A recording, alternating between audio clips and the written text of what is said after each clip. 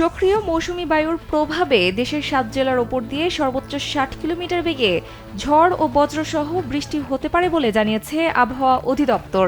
দেশের অভ্যন্তরীণ নদীবন্দরগুলোর জন্য দেওয়া এক পূর্বাভাসে এ তথ্য জানানো হয়। পূর্বাভাসে বলা হয়, খুলনা, বরিশাল, পটুয়াখালী, নোয়াখালী, কুমিল্লা, চট্টগ্রাম এবং কক্সবাজার অঞ্চলের ওপর দিয়ে দক্ষিণ অথবা দক্ষিণ পূর্ব দিক থেকে ঘন্টায় ৪৫ থেকে ৬০ কিলোমিটার বেগে অস্থায়ীভাবে ঝড়ো হাওয়া সহ বৃষ্টি অথবা বজ্র বৃষ্টি হতে পারে।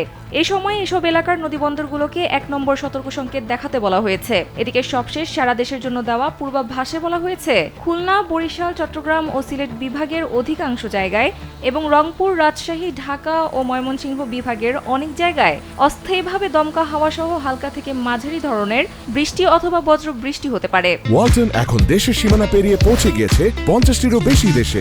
ওয়ালটন, ঘরে ঘরে বিশ্বজুড়ে।